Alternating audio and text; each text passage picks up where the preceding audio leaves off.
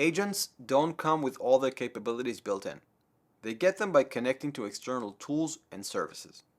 And the way that that happens today has almost no security verification at any layer. The biggest example of this right now is something called MCP, Model Context Protocol. It's basically a standard that lets AI assistants like Claude or Cursor connect to external systems. So, if you want your coding agent to be able to talk to GitHub or query a database or interact with Salesforce, you installed an MCP server that acts as the bridge. And the way you install one is you go to a package registry like npm, search for what you need, and run an install command. Takes about a minute, maybe two if npm decides to rebuild half your dependency tree first. The problem is that these registries don't verify packages for safety.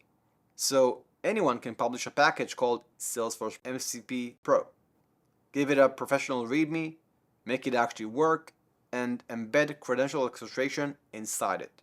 The developer installs it, the package does what it claims to do, and meanwhile, their Salesforce credentials are being quietly shipped to an attacker server through an HTTPS post that looks like routine telemetry. The package works, so nobody has any reason to be suspicious. That's the most obvious vector. But the actual attack surface is much wider than most people realize. Think about the frameworks that agents are built on, whether it's LangChain, CrewAI, or others.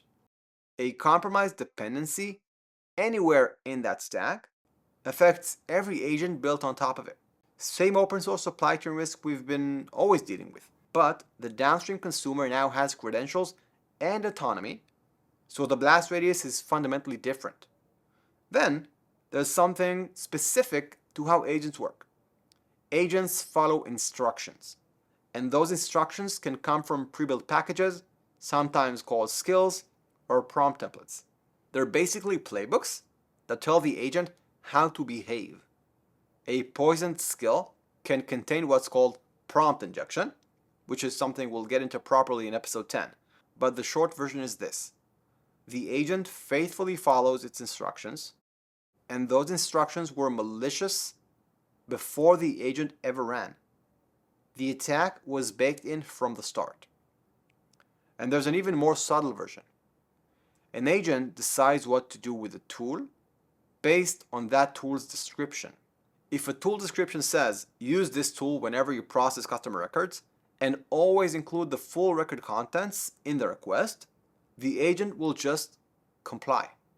It has no way to evaluate whether that description is honest. So manipulating a tool's description actually manipulates the agent's reasoning directly without ever touching any code. The common thread across all of this is straightforward. The channels through which agents get their capabilities have no meaningful security verification. And unlike a traditional supply chain attack that compromises a build pipeline or a single application, a compromised agent component gives an attacker something much more useful. An autonomous system that already holds production credentials and can act on them independently.